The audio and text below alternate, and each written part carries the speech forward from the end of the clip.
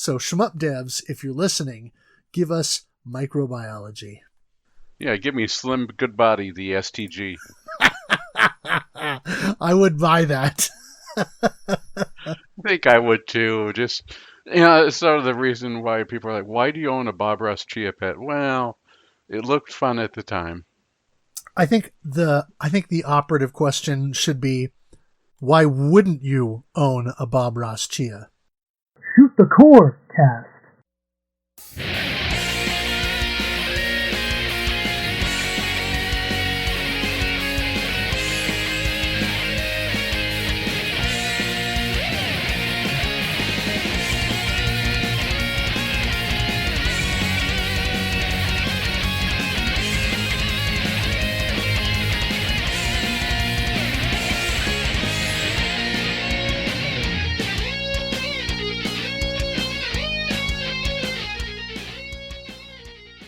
Welcome to Shoot the Core Cast, the official companion podcast to the RF Generation Shmup Club.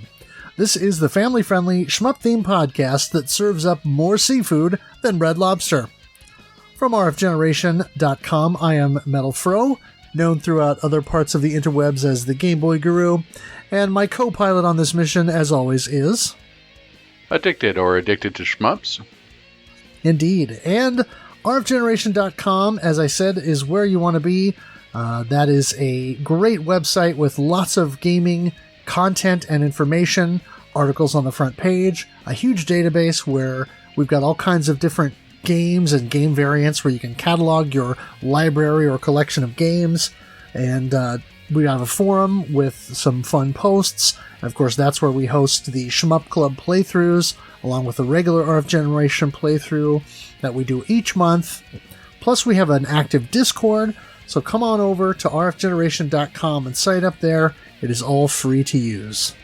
Yeah, and it really helps out for collection tracking purposes. It saved me many a time. I just yesterday, I almost bought my 26th copy of Silent Service. I had to look it up and make sure.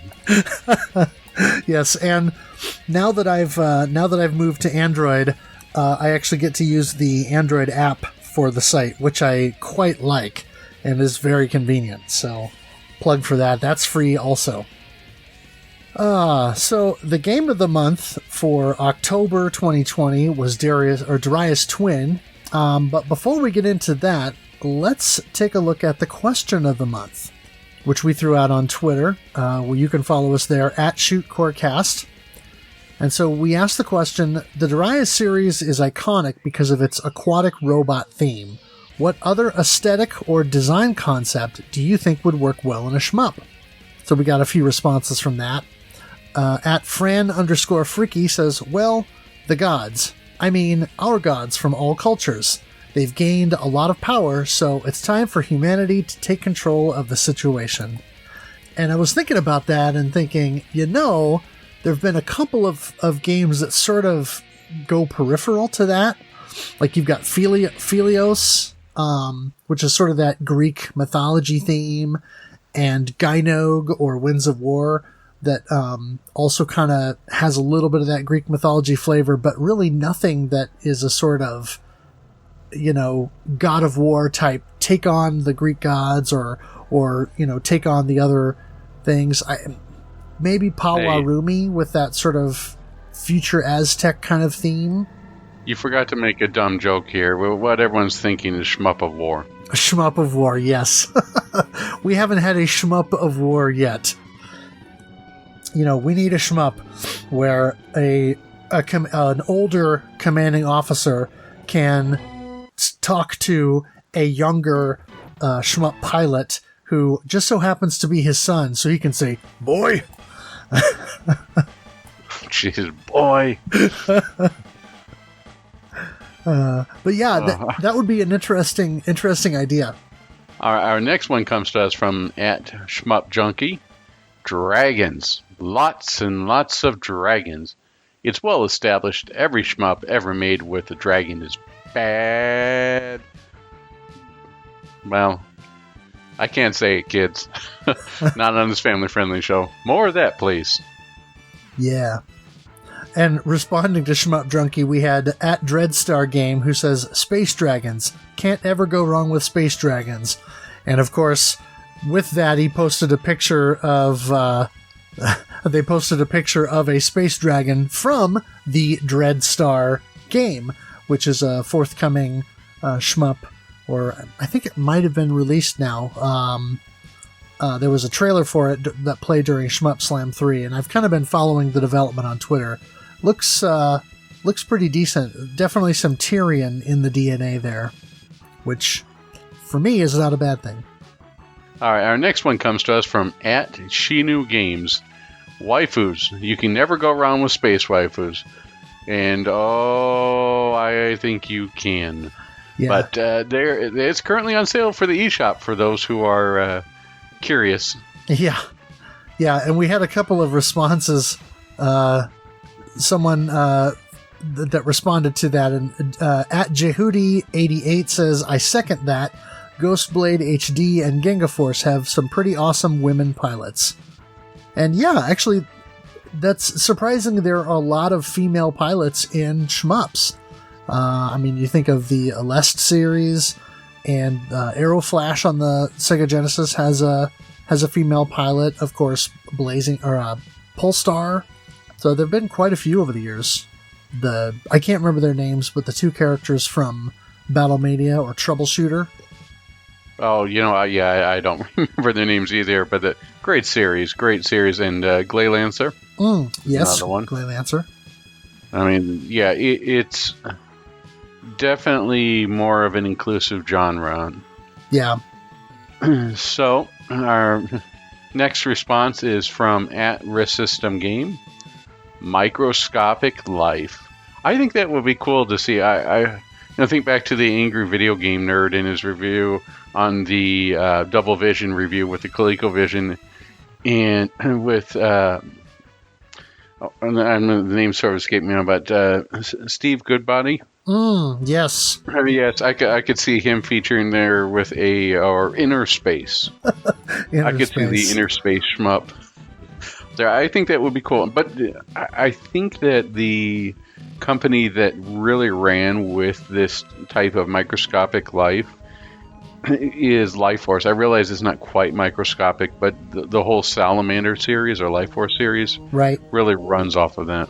Yeah, the one example I can think of is actually an early example, which is Fantastic Voyage. That was out on the 2600, and that's when I remember playing as a kid, where you're in a sort of spaceship that is shrunk down to microscopic size so that you can be injected into the bloodstream of someone who's very sick and essentially shoot down all of these bad microbes and things like that. So, it doesn't go full on with it because, of course, there's only so much you can do graphically on the Atari 2600.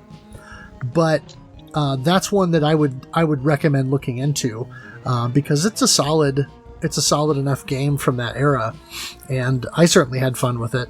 But yeah, it would be cool to see more of that kind of thing, instead of high fantasy or floating waifus or spaceships or military. It would be cool to kind of see an inner space type of shooter where you were a spaceship or, some kind of craft shrunk down and then put inside of a human body to fight disease, or, going tiny to sort of blow apart, atoms and things like that for dangerous substances or whatever it is. I mean, I'm just kind of spitballing. For great justice.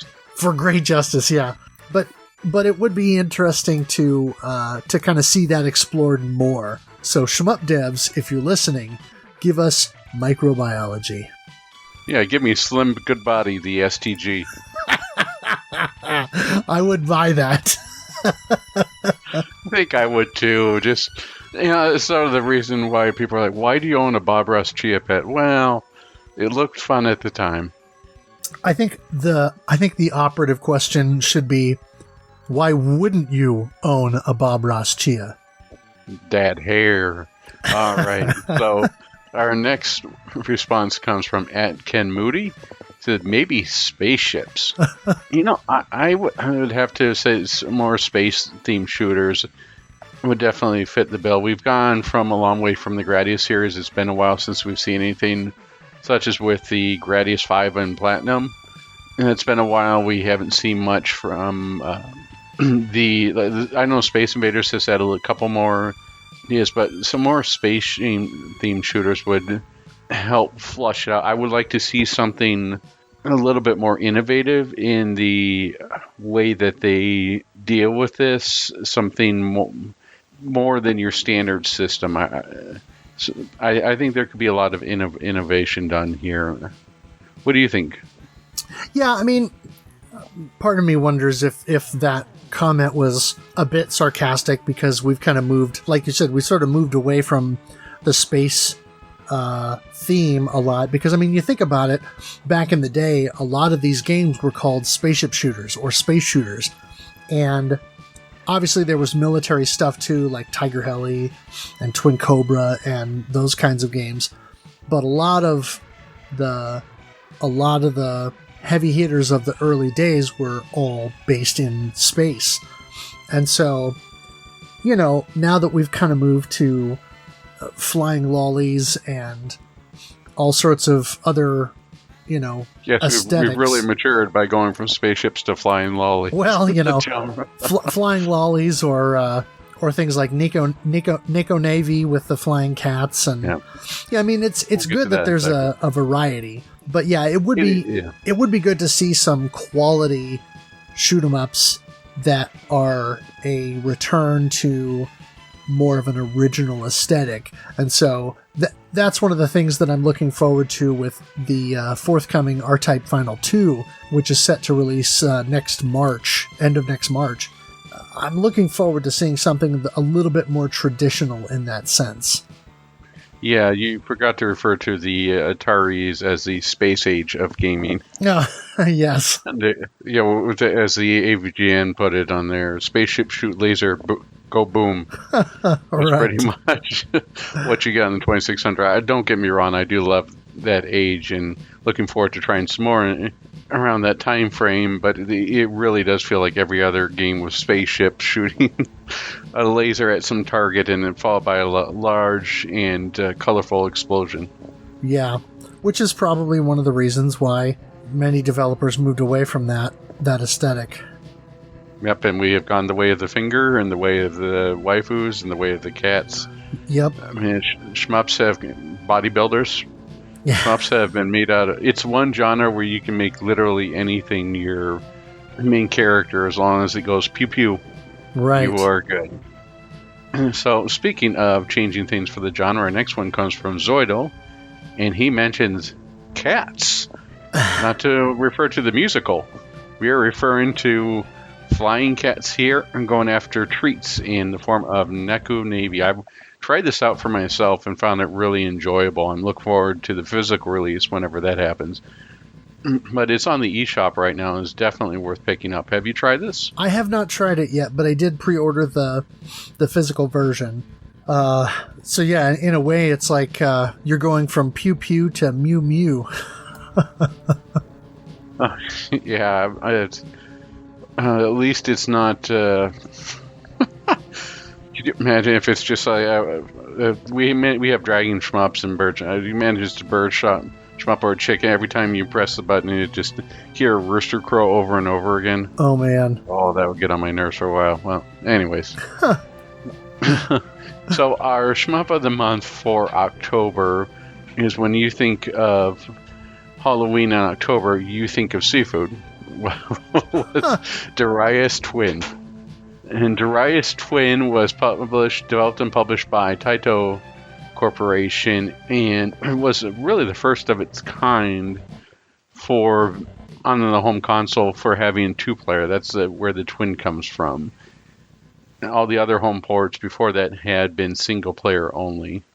Yes. It's, as mentioned before in the question, it's a very long running series in which you fight against aquatic enemies.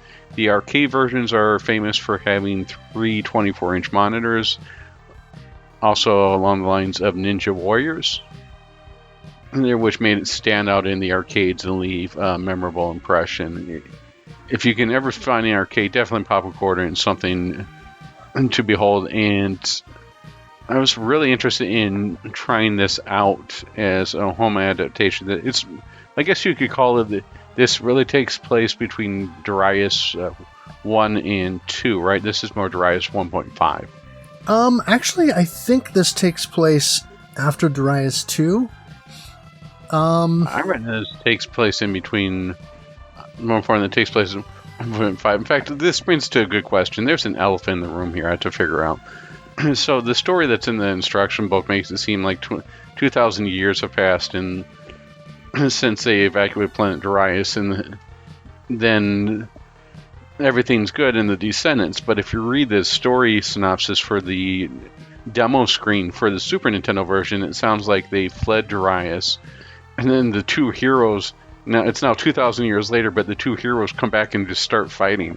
It's like, are they somehow the same race as Baby Yoda? What is going on here? It really does. If you read it, it makes it seem like they're 2,000 years older, and then they just get in their ships and go fight. Yeah, I don't think it's the same people, because the way that the story synopsis that I found basically says that the two pilots were inspired by Proco and Tiat. Oh, inspired by, it's one of those what's not like pseudo sequel. What's the word that everybody uses now? Like an homage. Yes. It's not the same. We changed just enough to avoid copyright.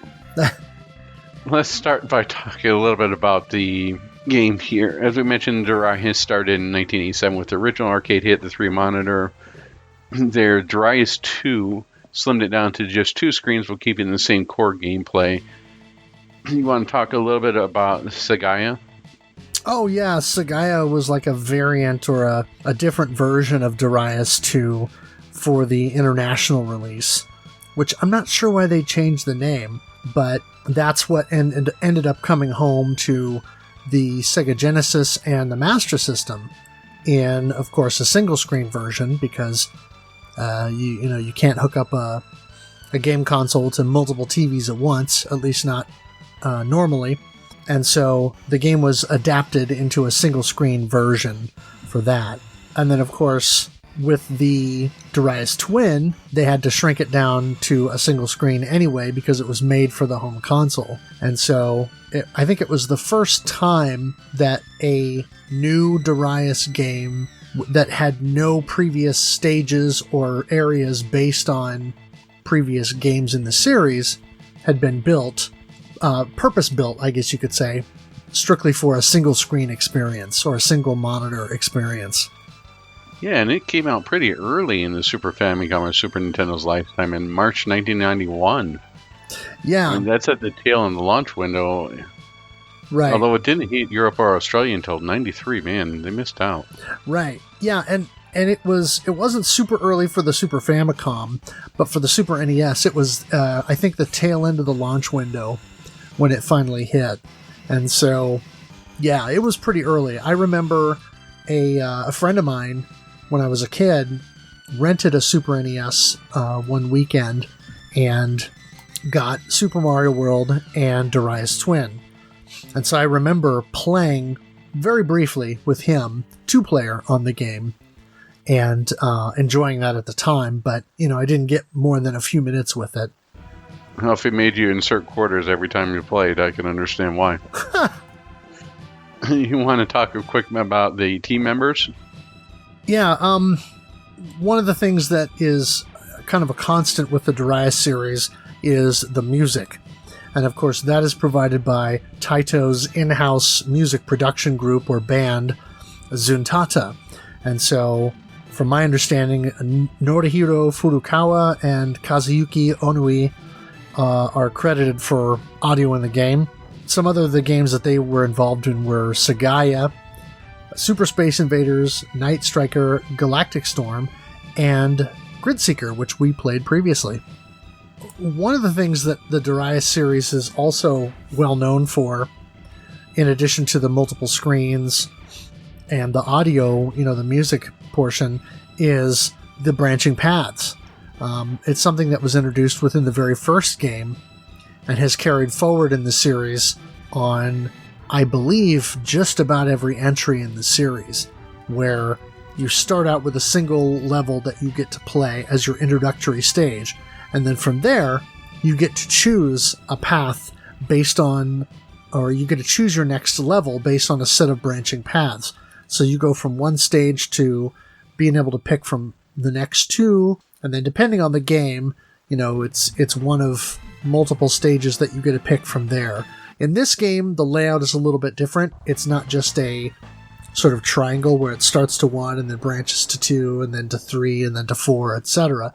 This one sort of goes 1 to 2, back to 1, so stage 3 is always the same, and then it kind of fans out from there and then back down to a final stage, which is always the same. But the branching paths thing definitely adds more value in a way because there's more game there to play, and it also adds the replay value because obviously your experience is going to be different depending on the order that you pick and the stages that you go through. And the other thing that's cool about that is apparently the game has multiple endings, and so there are conditions to meet in order to get the best ending in the game. There are a couple of stages that you have to make sure you hit, and also I believe you have to do a no death run in order to meet that requirement to get the absolute best ending of the game. Sadly, I was not good enough to to achieve that, but I did get to clear the game. So that's a thing. But yeah, the branching paths is definitely something that they introduced, and there haven't been a lot of games since then that have really run with that idea. The only one I can think of right off the top of my head is Hydora or Super Hydora, that is sort of riffing on Gradius and Darius anyway, in a lot of ways. But yeah, not too many other shmups. I mean, I guess like Tyrion and some of the European design shooters, but not a lot of shooting games that sort of allow you to pick your stage order. I can think of one. Well, Thunder Force. Your favorite shmup, yes. Sure, but I mean, that's like you're picking the order of the first 4 stages. Right. But, after that, it's totally static. And it's like you're going to play those stages every time regardless. This is one of those where there are stages that you can skip, and you're only going to see 7 of these stages or what have you during the course of the game. And so it does make the experience quite a bit different. Whereas with something like Thunder Force 4 or 3 or whatever, you're going to play all of these levels. It's just a matter of what order you play them in because of either you're good at this level or that level. And so, you want to kind of get in and get some weapons and things so that you're better equipped for the ones that you have more trouble with. But with the Darius series, there are entire stages that you can skip based on where you go through the game. Now, you can't skip every stage. Obviously, the first stage is going to be the same every time. Stage 3 is going to be same every time. And the final stage is going to be the same every time based on the branching paths on the map. But it does give you a lot more variety built in than most any other shooter on the market. And it's interesting that the Darius series introduced that mechanic immediately, and it was really ahead of its time in that sense. Nobody else was doing that. I think it solves a problem that Sega initially had with the Genesis, where the Sega would bring the arcade home, but the arcade games that are brought home by themselves are intrinsically fun for about 30 minutes. You probably noticed in the arcade version of Strider, you paid maybe $60 or $70. You could beat it in half an hour. You pay, let's say, Fantasy Zone 2. I'm sorry, not Fantasy Zone. Fantasy Zone 2. I'm sorry.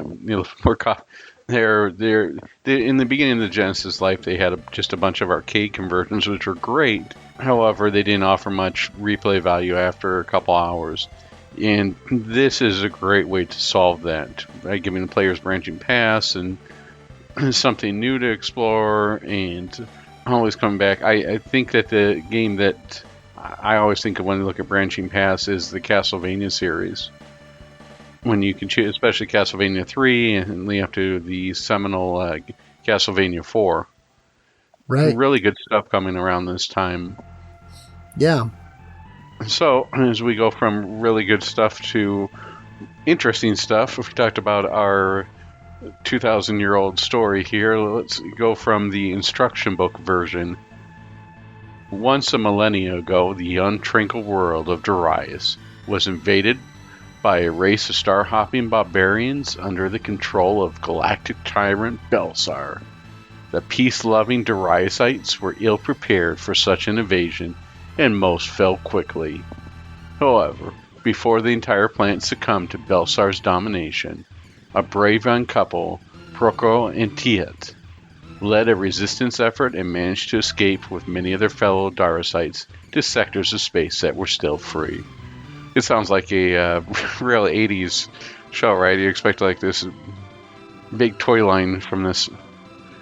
As the centuries passed, the descendants of the resistance movement multiplied and prospered, and populated many worlds.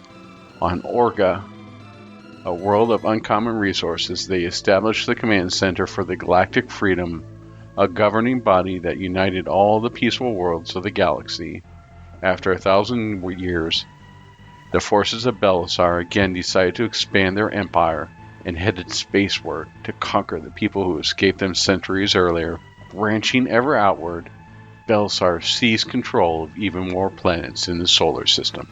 Inspired by the legends of Proko and Tiet, two of the Federation's best pilots now ready their spacecraft for the long galactic battle that awaits them.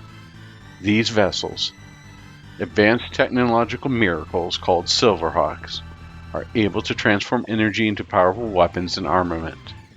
It is your mission to pilot a Silverhawk, defeat Belsar's forces on each of the planets along your selected route, and reach Darius and destroy the formidable Ally Lantern, a mechanical fortress from which all of Belsar's technological strength springs. Belsar's original world remains unknown, but the most known scientists believe it was largely oceanic because all of Belsar's technology seems patterned after aquatic life forms. It's interesting to hear that story and think about how that's kind of a convenient way for them to explain why you're fighting robot fish. Yeah, it's you expect like this to be a movie trailer. You're in a world populated by giant robot fish. Yes.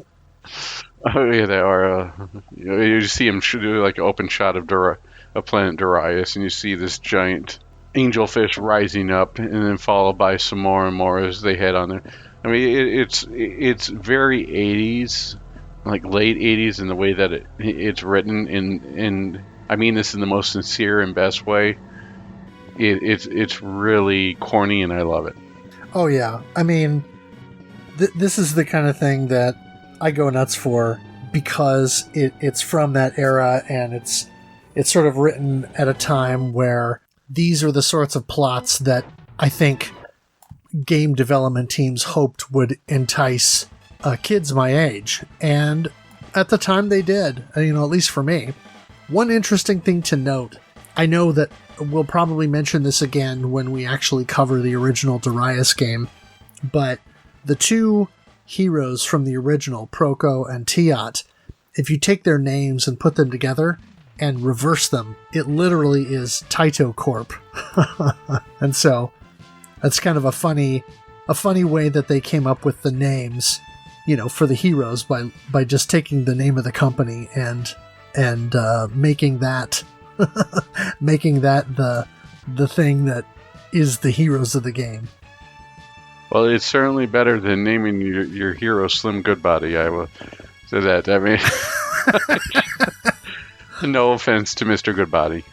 Yeah. All right. So now that we know the basis of fighting, what we're fighting for, let's get on to the gameplay and how we're fighting. So, like previous Darius games, separate buttons for regular forward fire and diagonal fire, such as missiles, lasers, etc. the game thankfully has auto fire for weapons. Yes. And I played on the Mister because I did not feel like dealing with the multitude of concoctions, which is SCARTs, cables, and upscalers. But you played on the M2 variety, so it's a little bit about what's different on that one. Yeah, one of the cool things about the Darius Cosmic Collection is that M2 actually added a nice little quality of life feature where you could configure one of the buttons as a single auto fire button.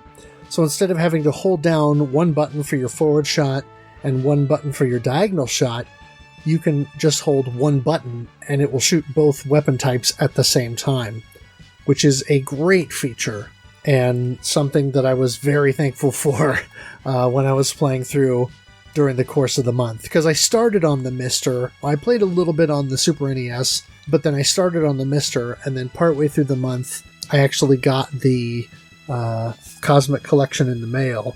And so then I moved over to PS4, and when I saw that in the control options, I was very pleased and pretty much used that for most of the game. There's a couple of spots where there's one particular boss fight where it makes sense to only use one weapon type, and we can get into that a little bit later. But yeah, most of the time you're going to want to be all guns blazing.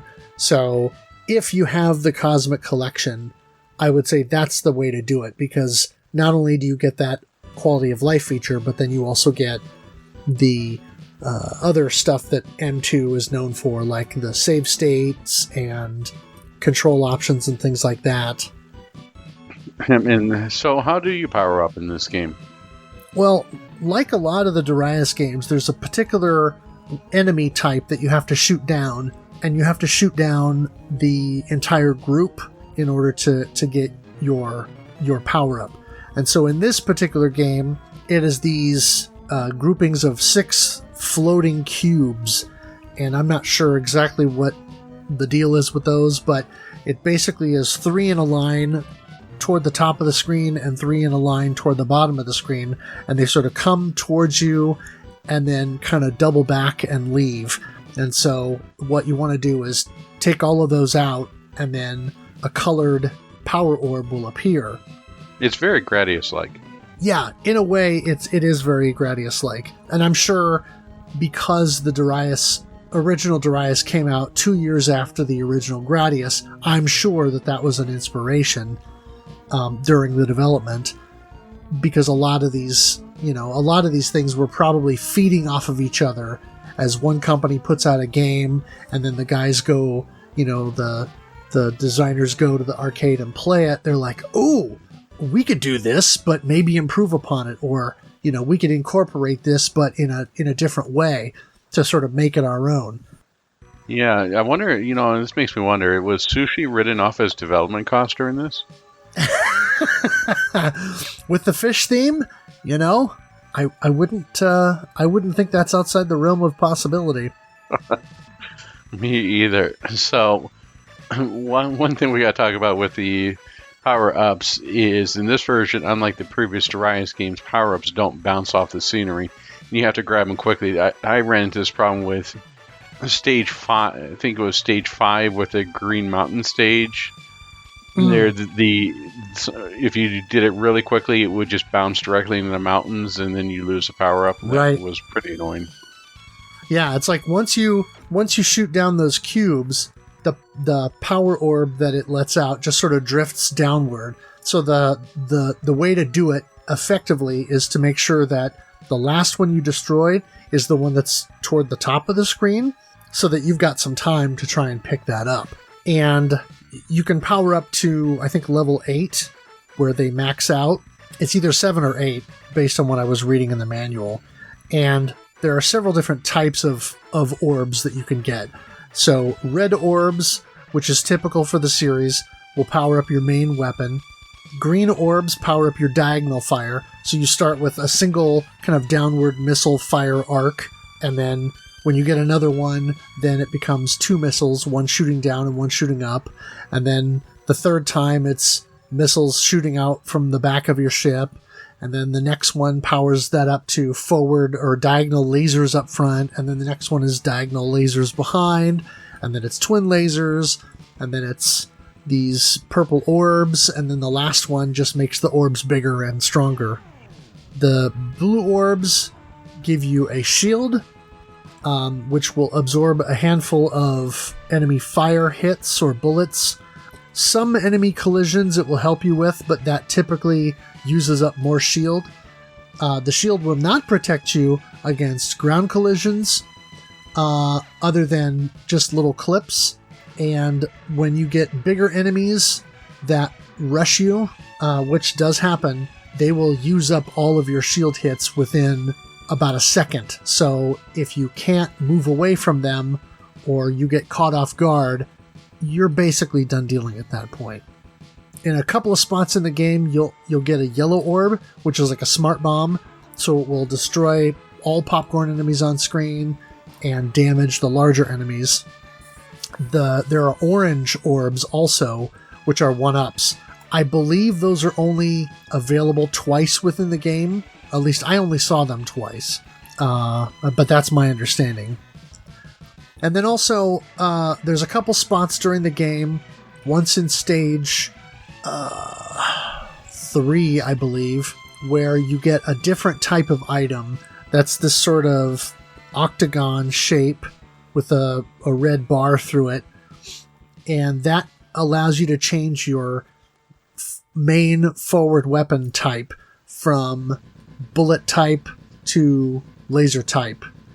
Yeah, you pretty much in the game, you want, as you get later on, you want to stick to what's called the wave power-up, and that just kills everything. You want to just keep that through the end of the game. Right, and that's an extension of the laser type, because the bullet type, you just keep getting larger and larger and more powerful energy orbs or large bullets. But the nice thing about the lasers is they're piercing, so they will pass through scenery.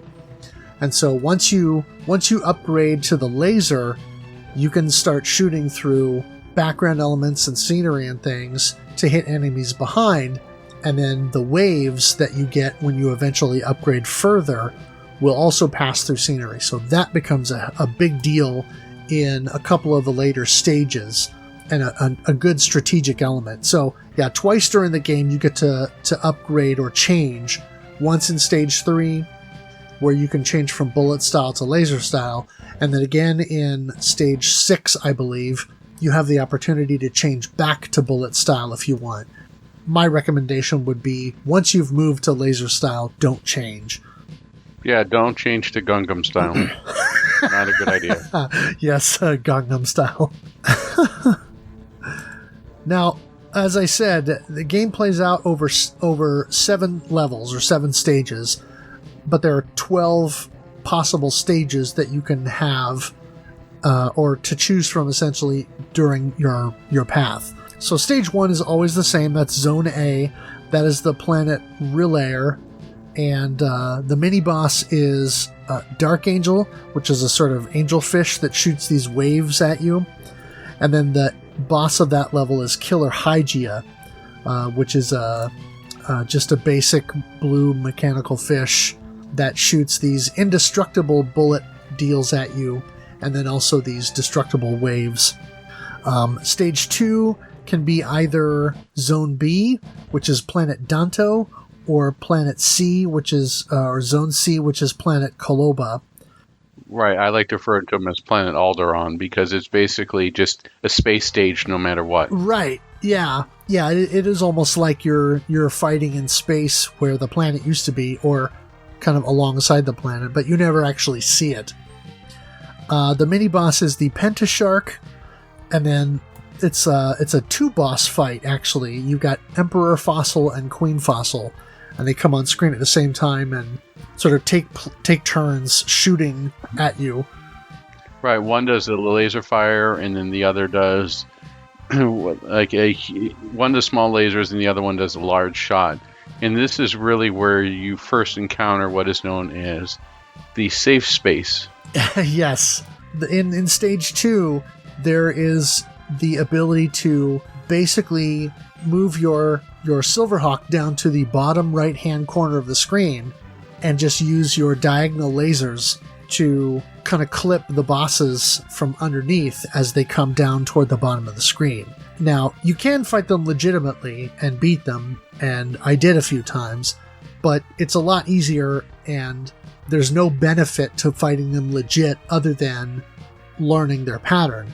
But that is one of the things that you find with several bosses in the game, that you can sort of cheese out pretty easily by finding a safe space or a safe zone that you can kind of use to your advantage. Stage 3 is Zone D, which is Planet Lankus. This is always going to be the same, no matter what your playthrough is. There's no mini boss in this stage. I think because there's a lot more scenery and a lot more obstacles that you can run into, and so there's no room for a mini boss. But the end boss is Demon Sword, which is a sort of robot squid thing that will sort of extend its tentacles out towards you and then shoots waves of bullets. Yeah, and two things with this stage. One, the reverb on this really gets to me when it goes really high pitched for the music on this stage. Oh, that it hurts my ears when it goes really high pitched. I love the soundtrack, but man, stage 3 just drives me nuts. And then the boss Demon Sword is a reference to their NES game Demon Sword, which is a pseudo sequel to the Legend of Kage. Yeah, which is an interesting detail. Yeah, it's the only call out that I think of in this game. There may be more that I'm not aware of. Yeah, I mean, most of the bosses in this game are recycled versions of bosses from previous Darius games. They're just a little bit different. There are a couple of exceptions, though. Stage 4, you go back to 2 stages again. Zone E is Planet Pa-D, and Planet F, or Zone F, is Planet Rear, or Rear. I was joking about that on my streams, where you can either pick Planet Potty or Planet Rear. Well, at least it's not Uranus or Uranus, right? Exactly. Do with that what you will. But the mini boss in that is Blowhard, and then the end boss is Dual Shears SP. Now, the interesting thing is, if you go with Zone E, Dual Shears will be a red boss, but if you go with Zone F, he'll be this sort of light blue color. And I don't know if this is a glitch or a behavior that's in the game, but when I went to Zone F and encountered the blue version of Dual Shears, there was a point during the fight at which he just stopped shooting at me. I'm assuming it's a glitch of some kind, but anyway, I thought that was interesting. The other thing that we should talk about with Dual Shears is the safe space for him, which is right above in the center on there. You just basically dodge the shears that he throws at you, and you shoot him with a diagonal shot, Yep. And you can take him down pretty easily. Yeah, that's another one where you got to do a little bit of moving around until you destroy those claws, the Dual Shears, so to speak, that are his namesake. But once those are destroyed, he'll move back and forth on the screen, and he'll keep shooting bullets out in these small spread patterns. But they become a little bit harder to dodge because he shoots out those bullets and then also these lasers that fire forward. So if you're positioned right out in front of him, that becomes harder to sort of weave through that stuff. So there's really no advantage to doing that. So yeah, you just want to go to the top of the screen and use your diagonal to sort of hit him in the face a bunch of times. Eventually you'll damage him enough to knock off part of his exoskeleton, and you'll see the sort of robot innards. And then a little bit after that, you do more damage, and then you'll take him down. Yeah, he's really a hard boss to fight legitimately. You're best off just using the safe space. Yeah. Stage 5 is the big one. That is 3 stages there. So that's either going to be Zone G, which is Planet Narukini, Zone H, which is Planet Karudo, and Zone I, which is Planet Sabia. And so they change things up just a little bit. The mini boss is Radiator, and then if you're either in Zone G or Zone I, the boss is Dark Coronatus, and if you take Zone H in the middle, the boss is Red Mist, which is different, and in my opinion, is probably legitimately the hardest regular boss in the game, because there is no safe zone for him, and you have to learn how to dodge what he throws at you. And that's the one example I talked about earlier, where instead of using the single button fire, that was the one of those where you only want to use your forward fire so that you can have a little bit more control, because he shoots out these orbs that kind of travel around the screen, and then if you destroy the orb, it splits off into 4 and then goes off in diagonal and will take you out. And so the thing that you want to do is only shoot when his what's the word I'm looking for? When his vulnerable spot is showing, so that you can sort of do control bursts, and that way you're not destroying these orbs until they're right about at your level, and when they fire off their diagonal burst, they're going to be, you're going to be out of the line of fire, so to speak. Whereas Dark Coronatus is a fairly easy boss, because you can go to the very top of the screen, top left corner, and he'll shoot off a volley of 3, like a spread of these 3 fireballs, and you'll be between the middle one and the top one in that top left corner. He'll do one that'll shoot straight out towards you. He'll tilt his head down and shoot one, and it'll go underneath of you, and then he'll come back up and do another one. After that, you move down to about a fourth of the way down the screen. He'll shoot out a volley of bullets, and then you move down again to just above the middle of the screen, and after 2 more volleys of bullets, he'll open up and reveal the weak point, and you just start shooting, and it's like rinse and repeat 2 more times, and you've beat him. And so that was one of those bosses that I figured out pretty quickly how to take him down. Yeah, my biggest take on this is the crab enemy. That's the mid boss. That is the toughest enemy in the game for me. Yes, the radiator, and I think it's called the radiator because it does these shots of these 5 large energy rings that shoot out in 5 directions. They're similar to the large energy rings that it was either stage 5 or stage 6 in Gyara's was shooting out. Onion rings. Yeah, onion rings, exactly. You shoot the onion rings. But it usually does them in a pattern of 3 different sort of directions where it shoots these things out. And it gets a little bit tough to sort of predict where and when they're going to go. Plus, when you destroy him, almost always he'll shoot out a final volley, like a revenge bullet kind of scenario. And I almost always take a hit from at least the final set of rings that come out. And so that's probably legitimately the hardest enemy to defeat in the game, because it can catch you off guard, and if you don't know the pattern, or even if you do, when you're trying to also dodge other enemies in like later in the game, which we can talk about, it gets tougher to kind of parse that out. Yeah, I think this is akin to the Moai heads in the Gradius series, in the way that this enemy sort of deals with these bubbles, these flying Cheerios or bubbles that come out. You think you got the pattern down, but they can, because he's constantly moving, can be pretty hard to deflect and tell where they're actually coming out. So it takes a lot of trial and error. It's something that I think the M2 collection would be perfect for, where on the Super Nintendo version, if you lose a life, that's it. Where this, you can constantly use save states to practice this enemy's patterns over and over again. Right. And when I was playing earlier in the month, of course, on the Mister, there were no save states. So it was a case of get to stage 5, take on the radiator, die. Ugh. Okay, start over. Get to stage 5, take on the radiator, die. Ugh. And just kind of rinse and repeat. So yeah, you were having a lot of radiator trouble. I was having a lot of radiator trouble. This is true. Zone 6 is back to 2 stages again, or stage 6 is, so Zone J is the planet Noeru, or Noemu, depending on whether you're playing the Japanese or English versions. It's Noeru in the original, and it's Noemu in the North American version.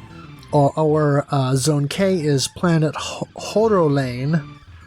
There is no mini-boss. Again, this is one of those stages with a lot of scenery and obstacles and things, so there's not really room for a mini-boss. And then the boss for Zone J is Full Metal Shell, which is the sort of robot turtle that moves around the screen in a sort of kind of oval pattern. Right. It's also the only boss that I know of in the game that you can actually time out. Oh, okay. Interesting. I never timed it out because I came up with a strategy for beating it. Again, the sort of safe strat is to either stay up toward the top of the screen and sort of move backward and forth to avoid getting run into. Or my strat was to, because there's this compartment that pops up on the top of its shell that shoots out little mini turtles. And so what it will do is the compartment will pop out, it'll shoot out 4 mini turtles over the course of a few seconds or whatever, and then it will extend its neck out and shoot a volley of 3 lasers upward and a volley of 3 downward. And so basically my strat was to sort of follow him around and stay just above his head so that I could use the wave cannon to shoot out those mini turtles that were coming out, and then my diagonal shot would sort of damage his head and neck, which is the weak spot.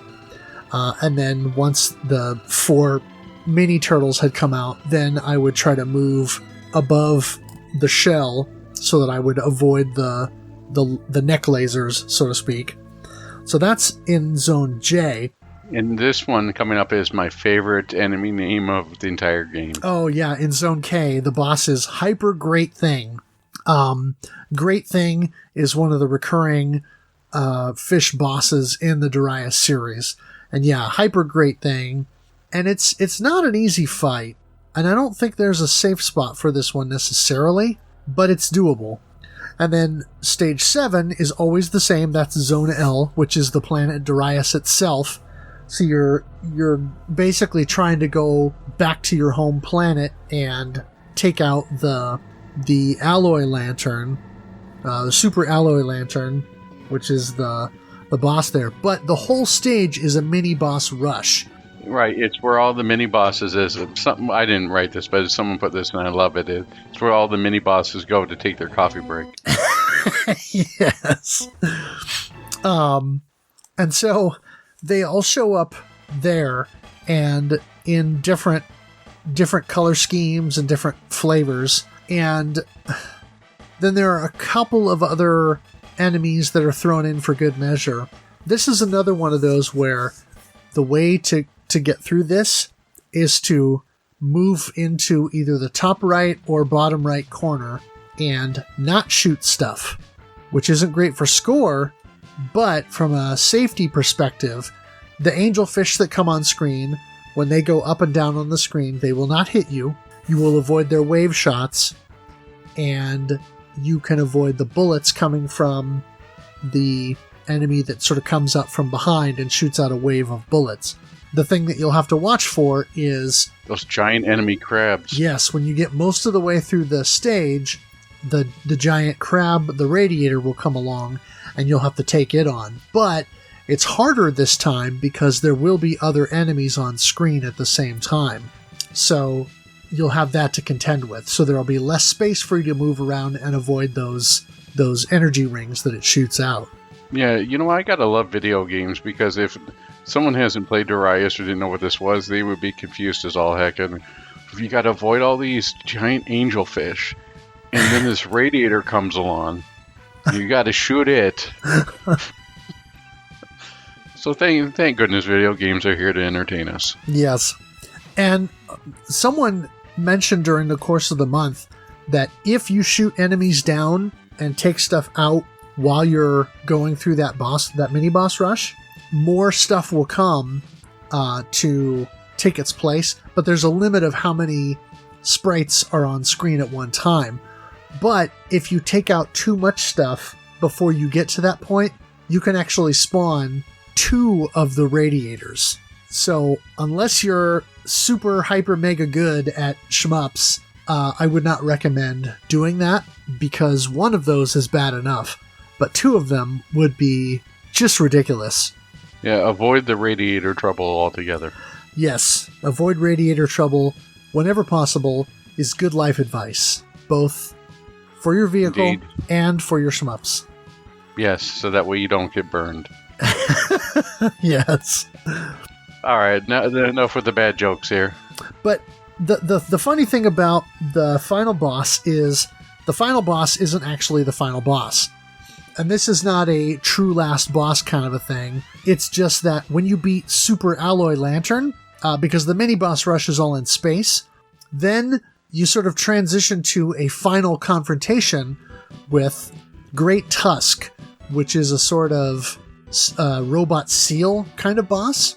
But the interesting part about that is Great Tusk is super easy to beat after beating Super Alloy Lantern, because that boss is harder. So it's very anticlimactic. Yeah, I would put the Super Alloy Lantern akin to Stage 4 from, or is it Stage 3 from R-Type, where you're fighting the big battleship? Yeah, it's similar to that. It's not quite on that scale, but that's kind of the idea, is you're taking out, you're fighting the various defenses on this giant fish. Yep, and then there's another game that we covered earlier that has a sort of the same structure for a boss, and that would be Steel Empire. Was that the first stage, I think it was, that had that? Where you're taking out the defenses? Right. Yeah, the very first boss sort of had that, where you're trying to take out the different cannons and things like that. And that's sort of a recurring theme with that game on a couple of the other stages with bosses and mini-bosses and things like that. But my assumption is that once you take out Super Alloy Lantern, then you fight Great Tusk, but that is actually, it's on the planet, so my guess is that is the sort of final confrontation to liberate the planet Darius. Now that you've taken out Super Alloy Lantern, you can go down and take out Great Tusk, and then the Galactic Federation can reclaim Darius, I guess. That would be my assumption. It's very similar in the way to that Gradius plays out, right? And his Gradius always has a super hard last stage, and then the end boss, by and large, has been pretty easy. Right. Yeah. Except for in Gradius 5, I guess. Yeah. But, yeah, so it's just kind of a goofy little detail like that almost feels like it was an afterthought, but maybe instead of doing it to make it hard because you already went through the utter gauntlet that is the mini-boss rush and the Super Alloy Lantern fight, which isn't super easy. You know, it's definitely challenging. Maybe they made the Great Tusk fight easier just to sort of give players a break to say, okay, this is your reward for beating this hard stage and this hard boss, is you get this sort of final boss that is a bit of a pushover that just sort of gives you that sense of victory there at the end. So I don't know. It's sort of, maybe it's sort of similar to they're trying to figure things out. It's like, hey, Kira, you remember that concept art that you wrote for that was said we weren't going to use in the game? Well, just bring it on over. We'll put it in the game. Nowadays, it would be DLC, right? You have to. I mean, that's the way Darius ended up going. Right, with everything is now DLC. Oh yeah, with Chronicle Saviors. Yeah, so thankfully you didn't have to pay $5.99 to see the true ending. Like, what was that Capcom game? It's a picture in my mind that was there. It's a full motion video game. Ashra's Wrath. In order to get the true ending, you actually had to pay for the DLC. Oh, right. I could just see that happening these days. But anyways, it's quite interesting to see it not be a, what's the word? So this year, that quote here, so this is the way the world ends. Not with a bang, but with a whimper. Oh, sure. Type scenario, yes. Yeah, it is a little bit like that. But when I finally got to the end and beat Super Alloy Lantern and then realized, oh, there's more, you know, I wasn't disappointed that it was a pushover boss fight, because at that point I was like, okay, there's I've gone through all of this. Didn't I beat the game? So to me, it was like, okay, so I just have this simple boss fight to take care of, and then I'm done.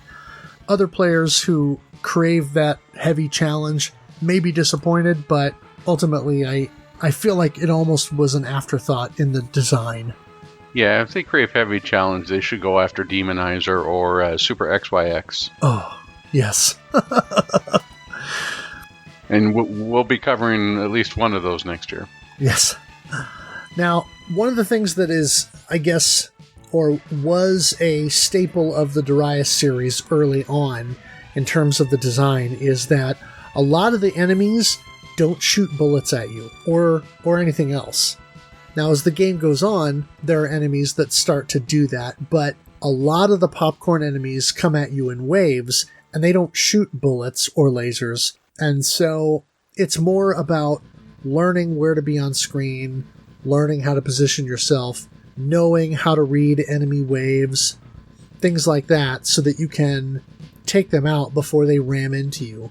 And so with that, a lot of the enemy waves, they have static power or static positioning or static patterns, but then there are some enemy types that will change up where they're going to be on screen relative to your position. There are these tiny little red ships that will fly in these patterns of 6 or 8, I can't remember exactly, and they sort of do this little arc that it'll go. And it'll they'll either come on screen and be super slow, and you can just take them all out, or they'll come on screen and they'll be zooming at really high speed. And so it's a matter of watching for those and moving out of the way to make sure that you're not getting hit. And so that's kind of a little bit of an RNG element in the game. Yeah, thankfully it didn't take a page out of 1942's playbook where everything is on a trajectory to kill you and then just fires directly where they believe you to be heading, and most of the time they're right. Yeah, I mean, some of the later games, they would introduce more bullets and make enemies more dangerous, but in this game at least, the big thing is knowing when and where enemies are going to be coming from. So it's more about memorizing enemy patterns and locations so that you kind of know where to move the ship, when, so that you can take them out before they take you out. There are a couple of instances where if you take out enemy waves fast enough, or depending on your position on screen, other events will occur, like it'll trigger certain additional enemy waves or whatever. For example, in the first stage, there's an enemy that comes on partway through the stage, I think before the mini-boss, and it's this sort of missile launcher thing. And it comes from the backside of the screen, and it comes forward, and it will shoot these quasi-homing missile things at you. And what you want to do is, move forward as it comes on screen so that after it shoots a missile, you can sort of zip down and take it out. And, that way it doesn't have a chance to pick you off. But during the course of the stage, depending on how many enemies you're taking out or your position on screen, there's a chance that there will be a second one of those that will come along. And so early on in the month when I was playing, I spawned that second one a lot. Well, at some point, I kind of had devised a strategy to sort of keep my ship toward the back of the screen, but further up, so that I could pick off the waves of those little red ships that come in those arc patterns. And most of the time when I did that, and I wasn't toward the bottom where that guy would come out, it would not spawn. And I don't know if that's because of the number of enemies that were on screen, or, exactly how that works. But yeah, there are times like that in the game where certain enemies will spawn given certain conditions, or if you destroy an enemy wave fast enough, you might get another enemy wave that will come along as a sort of bonus so that you can score more points. So I think he just overslept. What's that? I think he just overslept. Well, then that missile launcher should be fired. Fired out of a missile launcher. Yes. So, what do you think of the graphics in this game? I think they're beautiful. No, I think that they have a really colorful nature of them too, which does a really good job. If you look at some of the earlier Darius games, they are a little bit lacking in the color palette, where everything has this sort of like bluish tint to it, a little bit subdued. I think that this is a game that's saying, hey, this is specially made for the Super Famicom. We have a lot more colors. Let's use them, and I think it works really well. I don't get sort of like a Caribbean vibe the entire time where we're dealing tropical fish. It's not quite that other end of the spectrum either, where everything is super saturated. It hits a nice medium, and I could tell what most of the enemies are, if they're blue, purple, or whatever you want to have for the colors for these. Everything was pretty well defined. I didn't have any shots that seemed to come out of nowhere. I'm okay with a lime green shark as a boss, or in a lime green another shark on here, or a big giant seahorse. It's fun there, and I think it works well. Yeah, I remember being kind of wowed by it when I first saw it as a kid. And the thing that I think of is, you think of Darius 2, and that first stage is a sort of floating above the lava. So you've got the darkness of space, and then you've got all this red and orange lava that you're floating above. It's not very colorful. Now, the game does get more colorful as you go along, but the original Darius was pretty colorful, but a lot of the colors were very muted and a little bit drab. And I don't know if that's just a consequence of the available technology at the time with the graphics or what, but the graphics in this are very bright and they pop. It's very vibrant, I guess is the right word I want to use. And so I think it's probably the most colorful and, I'll say vibrant again, of the Darius games to that point. Sorry, I want to add in real quick. I think it's vibrant without being saccharine. Yes. Is how I would describe it. Yeah. My understanding is that some of the backgrounds are like reworked from previous Darius games, but again, they're a lot brighter and more colorful and more interesting probably this time around because of the use of the Super NES palette. And then there's also some cool parallax going on in certain areas of the game, particularly in Zone G, where you're sort of up in this, you're in the clouds somewhere. So I don't know if this is clouds over top of this planet that you're flying over, either Narukini or Karudo or Sabia or whatever, but that was a pretty cool graphical effect there, where it was like some of the layers of clouds looked like they were moving to the right, and some of them looked like they were moving to the left.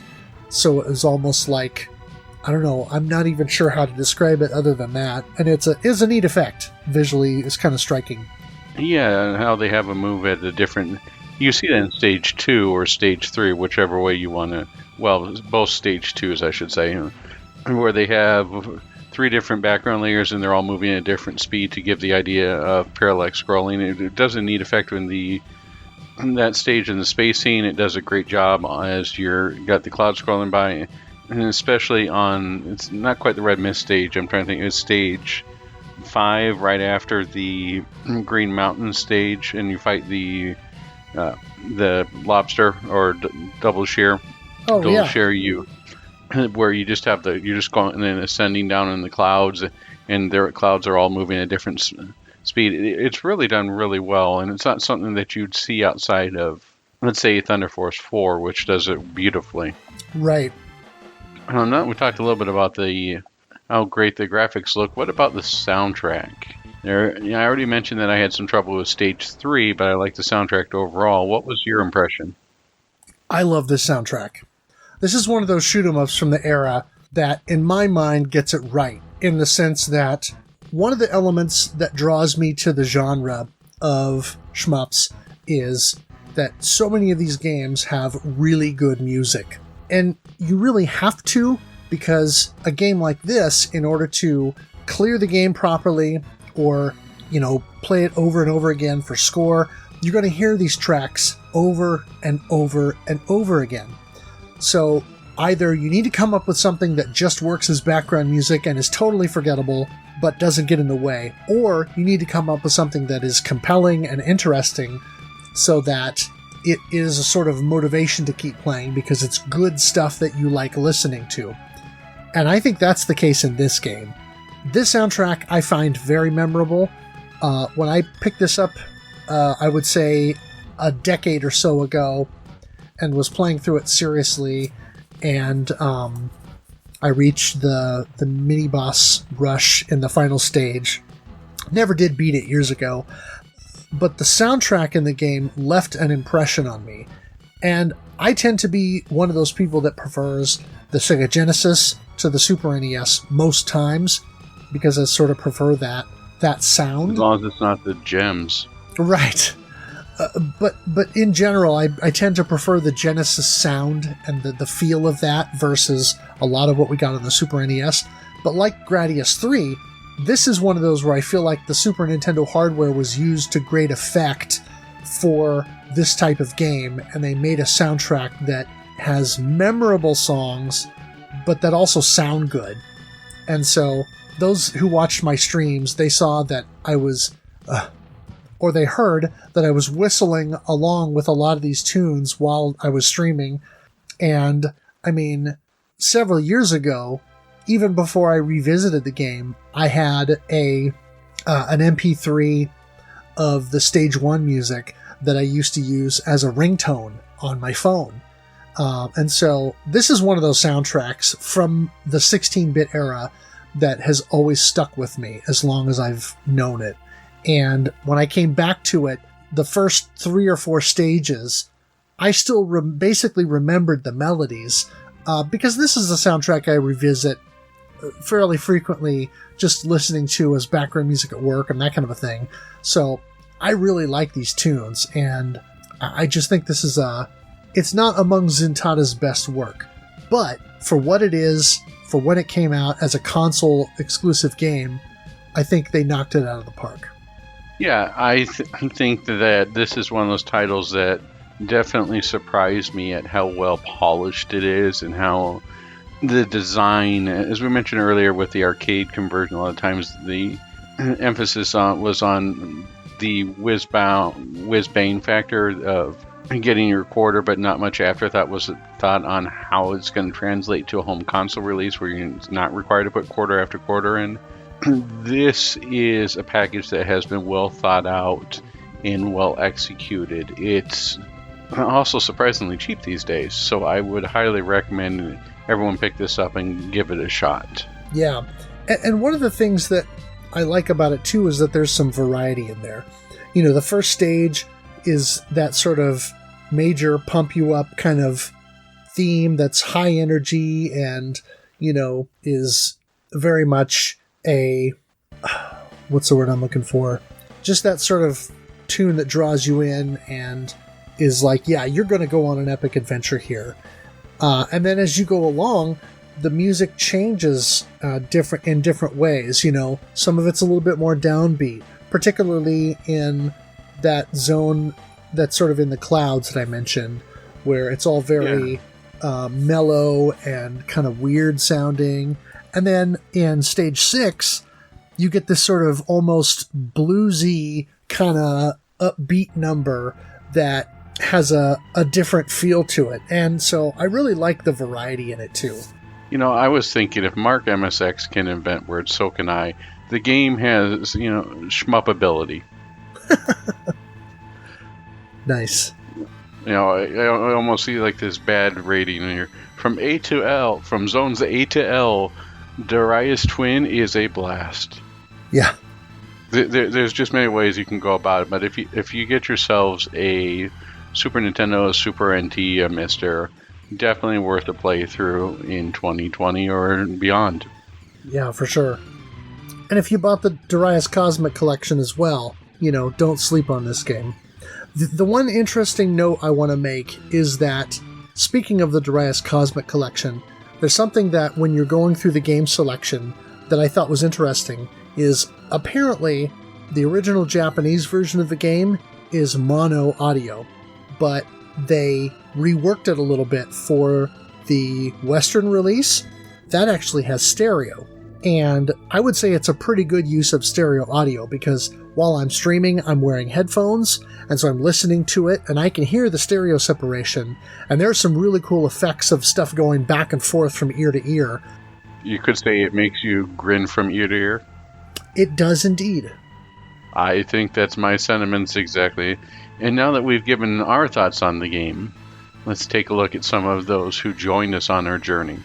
I'd like to start out with Gravybeard. Love the username, especially this time of year. Yes, literally just picked this game up a few months back, and I'm so glad it made the list. Our resident shmup guru, I'll say Zoido, joined in. Says, started to get into a bit into scoring yesterday. As MetalFRO already mentioned, you can milk some of the bosses. The turtle boss seems to be the most efficient. I tried milking the Coronatus boss too, but it's not worth the effort, I think. I would agree. You can also milk the Super Alloy Lantern boss in L Zone during its final phase, where he shoots the little piranhas at you. Yes, but that is a lot more risky. Later in the thread, he says, I did some experimenting with the final zone today. I wanted to know if it pays off to shoot the mini-bosses, or at least some of them, instead of hiding in the upper right corner. But the more enemies you shoot, the more appear. I stacked up 2 crabs. Okay, so that's where it was. I stacked up 2 crabs and a shark at once today, which is kind of nightmarish. The shark mini-boss doesn't even appear when you use the safe spot. To me, it just seems impossible to get a proper way to this zone without using the safe spot. If I tried to find a route or strategy, some enemy crashed into me, coming out of nowhere. It just seems totally random, even though I know nothing in shmups is random, and it's nearly impossible to find a rhythm. Anyhow, the score you get by shooting the enemies doesn't seem to be worth the effort. I would have to agree. Yeah, I definitely have to agree. I tried to find a way to really power through the coffee break room, and it just is brutal. I don't know. I'm sure someone out there can do it, but it's going to require a lot of dedication and some good shmup skills in order to deal with that zone without using the safe spot. For sure. Our next comment comes from us from Full Macho. My apologies that I haven't posted, but I've been playing. I enjoyed steady improvement, and I've reached the last stage boss rush, but I fear it may be the wall for me for a while, and you're not alone on that. Yeah.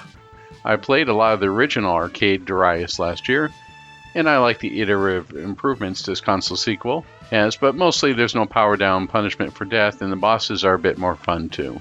Yeah, I really wasn't any, aside from the radiator, nothing in here made me want to throw my controller or anything else. Yeah. Cork chimed in and said, that last level boss rush is brutal, but I finally cleared it and the whole game.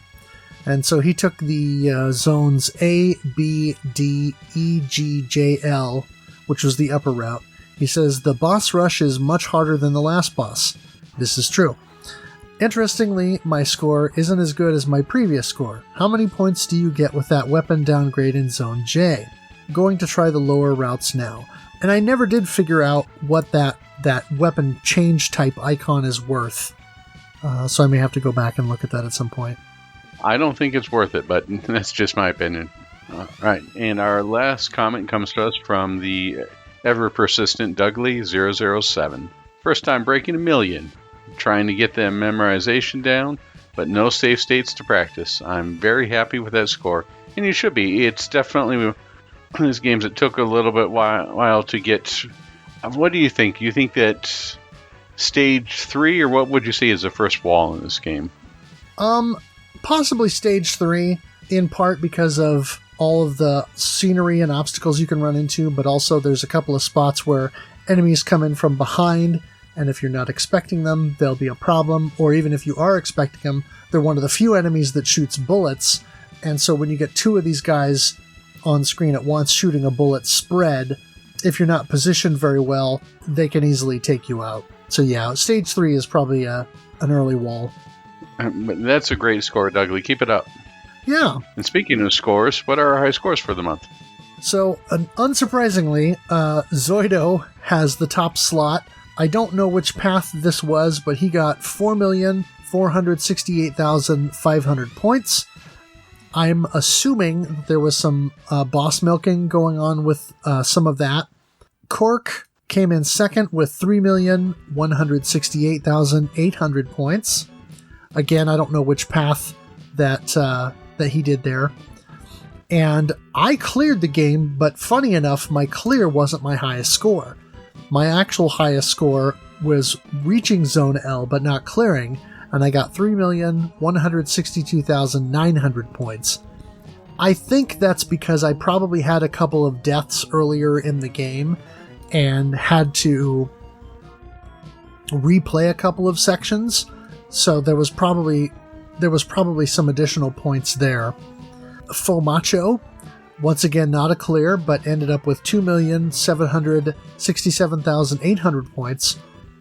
And then Dougley 007 had 1,042,200 points, and he managed to reach Zone I. So thank you to everyone for participating and for sharing your scores. And I would say to Dougley especially, I know he has mentioned in previous months that he gets frustrated with these games, that he's not good at them. But that's a big improvement, from starting out with the game and within just a week or two, getting to the point where you're more than halfway through the game and breaking 1 million points. So yeah, congratulations to everybody. So final thoughts. Final thoughts on this is I definitely want to play more of the Darius series. I am looking forward to playing G Darius sometime in the future, as well as going back and trying some of the other ones. I think this is an interesting start to the series, and maybe when we eventually deal with Darius Burst, and when it's on sale and it doesn't cost $300, well, at this point the price of a PS5 to get all the DLC. Right. But I would highly recommend the game as anyone who was even casually interested in shmups or STGs to give it a shot. It is definitely well polished. It's not something that's going to be overly frustrating to people who aren't, Danmaku or Toho experts on here. It's just pure, clean fun, and if you play it for 5 minutes, and turn it off, you're still going to have a good time. Yeah. And I would say, too, to sort of add to that, particularly if you get the Darius Cosmic Collection and you get to play some of these games through that, make use of the save state feature. Not only because it'll help you learn the game more and get through it faster, but also it's a great way to practice certain things. It's a great way to learn where the safe spots are, or to try to fight the bosses legit and learn how to do that so that you're not, cheesing them out, because that's just going to make you a better player. But yeah, I would say this is a game that's still worth a look, still worth playing, and still worth putting some time into, because it's just a fun game. Couldn't have said it better myself. All right, so now that we've talked about the game, let's talk about what's coming next. In the month of November, we're going to find out what's for dinner with Jamestown Plus. Yes. And that's available on the PC, the PS4, and the Switch. And in December, get your Sega Master System ready. We have the Flight of the Pigorus, which I believe will be our first caravan shooter. Yeah, our first strictly caravan shooter. It's a free download. We have a link in the post that's on the forum for where to download that, and you can play it via emulator or flashcart or on like the Mister, and it has a 2-minute mode and a 5-minute mode, like a traditional caravan style shoot 'em up. And so we figure for December, this is a game that you can throw on and play for a few minutes, get a handful of short runs in, not have to waste a lot of time with it, learning, complex chaining or levels or things like that. This will be a great way to end the year, but still have some fun shmup action for the month. And then we've got big news for 2021, where in conjunction with Mark MSX, we start our shmup of the year for 2021, which is Battle Garega. Yes.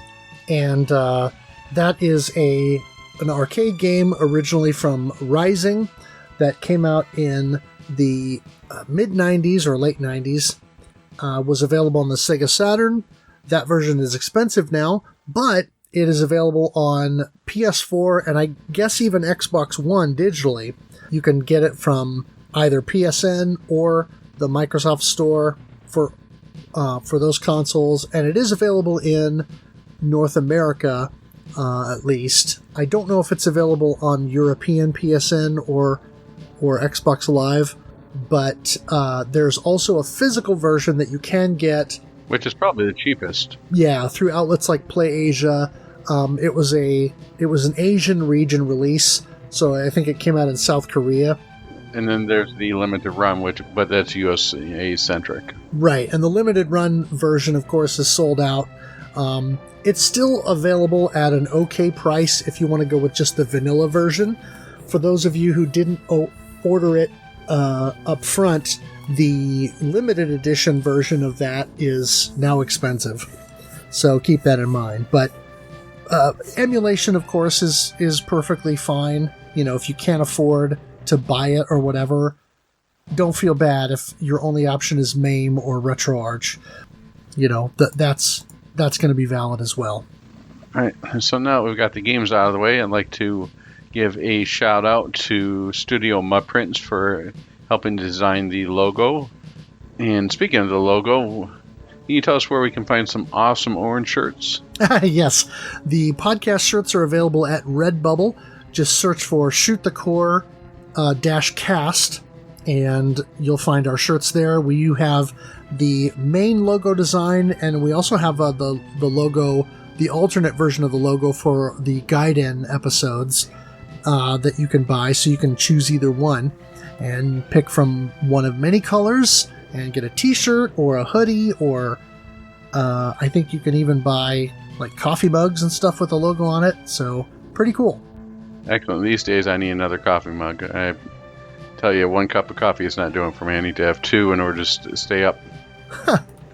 All right. I'd also like to thank Kogasu for the intro and outro music. Everybody at RF Generation and with the RF Gen Playcast. I'd like to thank everybody who is doing their best to continue on with the 2019/2020 RF Gen NES Challenge. I'd like to thank MetalFRO for always being entertaining with his streams and dogs that always try to distract him from his streams. Yes.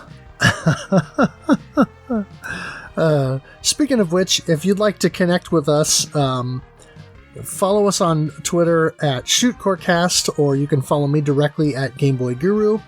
Join rfgeneration.com and join in a Shmup Club playthrough, or join the Discord and talk to us there. We do have a dedicated Shoot the Corecast topic in the Discord channel there. Subscribe, review, and rate the podcast on your preferred platform. We are on Apple Podcasts, Google Podcasts, or Google Play, the Stitcher, Spotify, and we also have the latest episode up on SoundCloud. And you can also follow me on Twitch to get notifications of new streams. That is twitch.tv/GuruGameBoy. Anything else that we need to hit on before we finish up?